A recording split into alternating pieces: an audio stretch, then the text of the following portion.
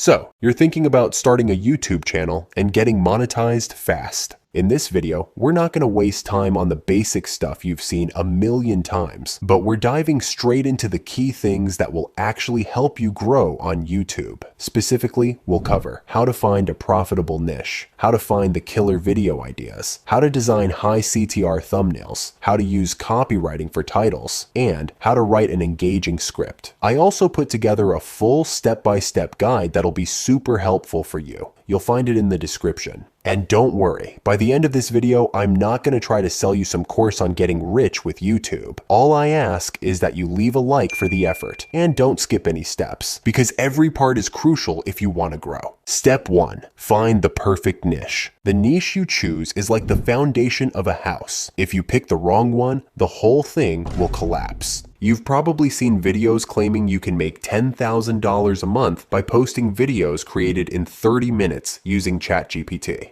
I mean, I'm not saying those strategies never work. The problem is, because they seem easy, everyone jumps on them, and those niches get super competitive really quickly. Even if you manage to get some initial visibility, it becomes tough to keep it up because over time, that kind of content starts to lose its appeal due to lack of originality. And to stand out from others, you'll need to create more and more quality content. The key to a successful YouTube channel in the long run is finding a niche that hits the sweet spot between passion, expertise, and monetization opportunities. So, like any business, you've got to start with a detailed analysis of supply and demand in the YouTube market and do some considerations. First of all, grab a piece of paper and jot down all the topics you feel confident about or that you enjoy talking about. The reason for this is that if you actually like the topic, you'll be more motivated to create content over the long run. Choose the right time to jump into the niche. Niches on YouTube follow a life cycle that breaks down into 3 main stages: creation, growth, and stabilization. In the first stage, the niche is still new on YouTube and has very little competition. Examples of this were NFTs in 2021 or artificial intelligence in 2022. In the second stage, the niche starts to gain popularity and becomes highly searched. By the final stage, the niche becomes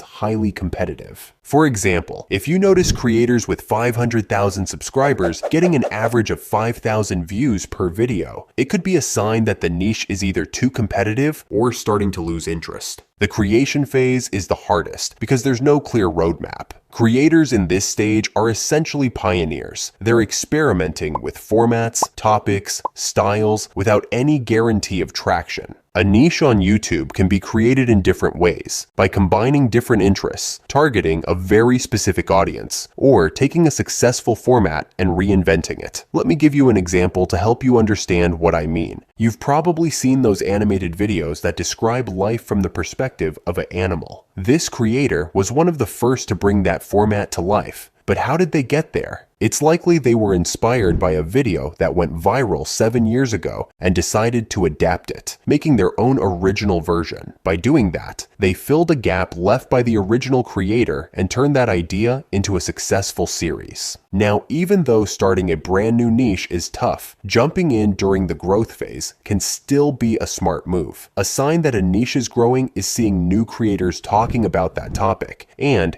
gaining views and subscribers quickly. Another thing you can do is check Google Trends, select YouTube searches, and see if keywords related to that niche are trending. Check the monetization. Once you've identified your niche, pick a few channels and use one of the verification sites to check if they're actually monetized. You don't want to hit your monetization goals only to find out later that the channel can't actually be monetized.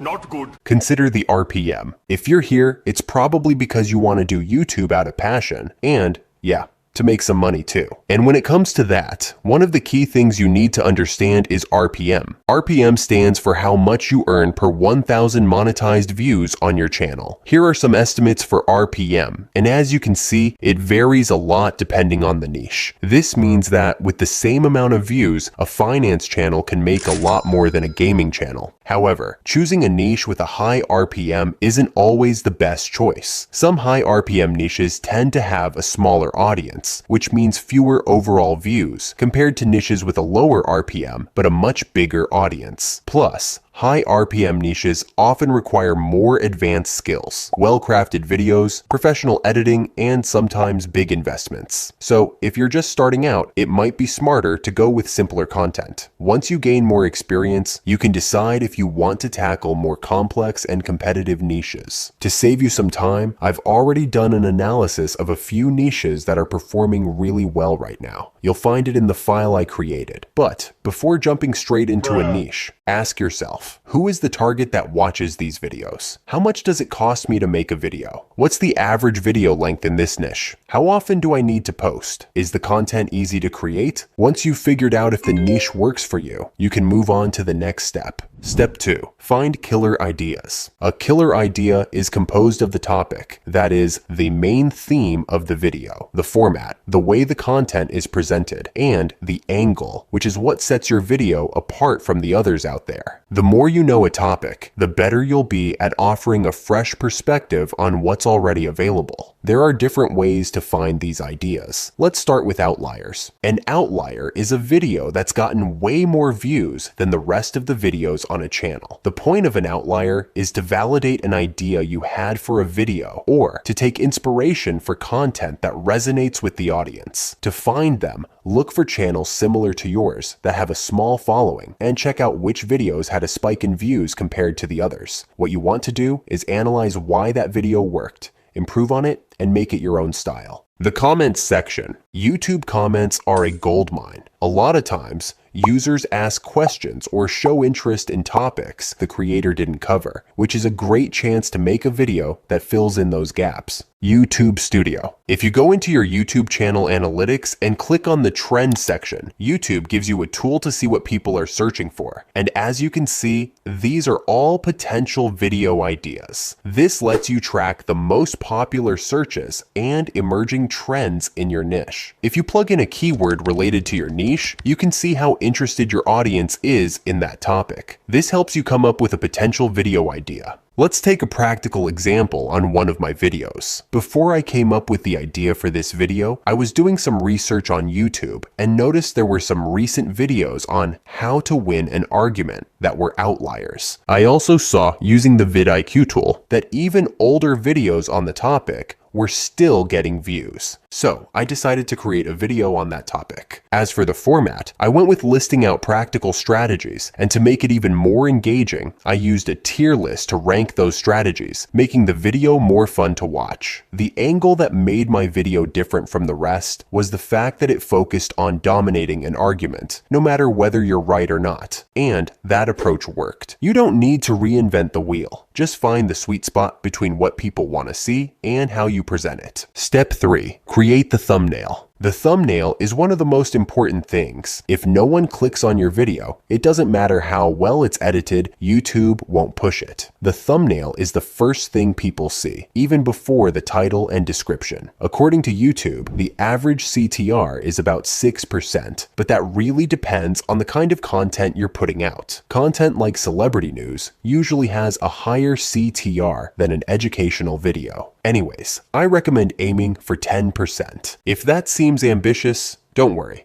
I'll show you some powerful design principles that top YouTubers use to create thumbnails that grab attention. Principle 1. Rule of thirds. The rule of thirds is a design principle where you draw 2 evenly spaced horizontal lines and 2 vertical ones, breaking the thumbnail into 9 equal sections. The spots where those lines cross, known as strengths, are considered strategic areas to place the most important elements. Alternatively, you can go for a more symmetrical look by placing the main subject right in the center. Principle 2. Using the right colors. Colors are not just an aesthetic choice, but evoke a certain emotion, and understanding the meaning of colors allows you to use them strategically to create an eye-catching thumbnail. Obviously, you always need to keep your niche in mind. If you're in the horror niche, your thumbnail should convey mystery and fear, so you'd use dark, cold colors. If you're in gaming, the colors should reflect fun and dynamism. In this case, bright and saturated colors work very well. If you look closely at a MrBeast thumbnail, you'll notice that every color choice is intentional, and the combination creates a visual harmony that makes the image more appealing. If you're not experienced with design, there are free tools like Coolers that help you find color combos that work well together. Principle 3. Create contrast. If the elements in your thumbnail blend into the background, the image loses its visual punch, and the viewer will be less enticed to click on the video. If you use a dark background with a character dressed in black, the thumbnail will look flat. On the other hand, if you use a lighter background, that's when the subject will stand out. Principle 4. Simplicity. Most users watch YouTube on their phones, which means that thumbnails appear smaller. If you fill your thumbnail with unnecessary details, you'll end up with a confusing image that no one will understand at first glance. The key is simplicity. Keep it to a few impactful elements that immediately communicate the theme of the video. But all of these rules are useless if you don't apply the next principle, which can really make the difference between a successful thumbnail and one that goes unnoticed. Principle 5. Create curiosity. In a world where we're constantly bombarded with content, the only way to really grab attention is by sparking curiosity. This means planting questions in the viewer's mind, questions that can't be answered without clicking on the video. For example, if you look at this thumbnail, you can't help but wonder, what happens when I put this object under the press? Will it survive the pressure, or will it completely crush? To create curiosity, there are several types of thumbnails you can use, and here are some of the most effective ones. There's the before-after thumbnail, which shows a visual comparison between an initial situation and the final result, creating interest in seeing the full transformation. Emphasizing thumbnail, which highlights a specific element of the image to grab attention,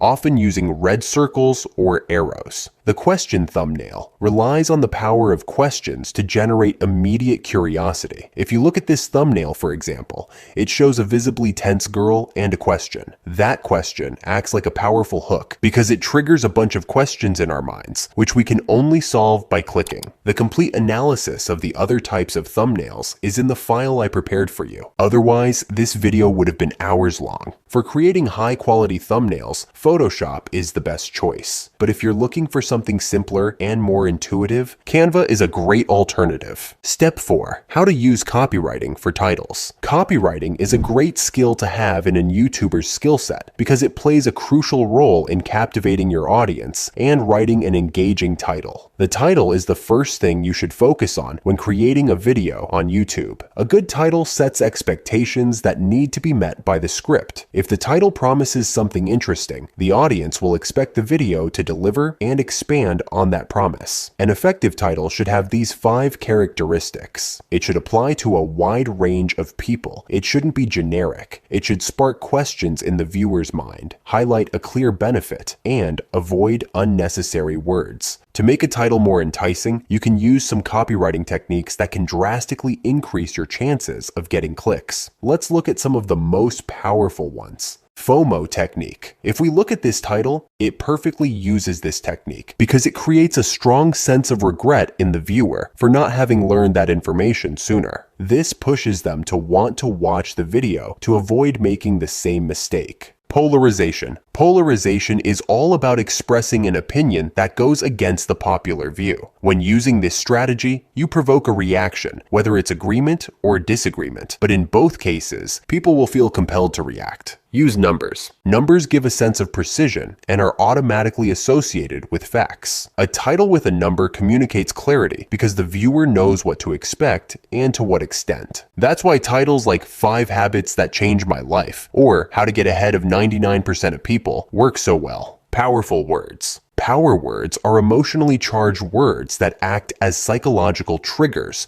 to grab attention. A title like Discover the Secret to Becoming Productive in One Day is much more engaging than How to Be More Productive because it promises something exclusive and powerful. Step 5. How to write a script. YouTube videos can generally be divided into 2 main categories. Educational, those videos designed to teach, and entertainment, designed to entertain the viewer. In both cases, there are a few main questions you've got to answer to make a solid script. For an educational video, the questions are: what action does the viewer need to take to get the result? What feeling do they need to experience to be motivated to take that action? For a video titled How to Wake Up at 5 a.m. every day and feel energetic, the action is waking up at 5 a.m. and the emotion they need to feel is inspiration and ambition. So the script will guide the viewer on how to create a morning routine focusing on those emotions. For an entertainment video, the questions are: what's the most interesting idea that could make someone click on the video? What emotions should the viewer feel while watching to stay hooked until the end? Under these two categories, we have subcategories, and depending on the type of video you want to make, you'll structure your script in various ways. Generally, a script is made up of the hook, body, and outro. The hook's task is twofold: to convince those who clicked that they made the right choice, and to spark enough curiosity to make them want to keep watching. On YouTube, the first 30 seconds are crucial because it's during this time that people decide whether to leave the video or not. If you do a good job here, you'll increase the overall retention of the video. So let's look at how to create an effective hook and go from this to this. In the hook, no jargon. Don't be too clickbait. Avoid long intros and avoid using cliches without personality. Instead, confirm the promise of the title right away. Get straight to the point, use simple language, and speak to a broad audience. The hook is made up of the first line and the introduction. These are the most commonly used first lines that grab attention. The introduction should give context and set up the main result of the video. So, before even writing the hook, think about the questions your viewer will have as soon as they see the title and thumbnail. The intro of the video should answer these questions clearly, immediately engaging the audience. To build a good body for your video, it's helpful to create an outline with the points you want to cover, and then develop them one by one. For example, the outline I used for this video is this, and from there, I developed each point in detail. The real challenge is keeping the audience's attention high while explaining each point. A trick that works really well for this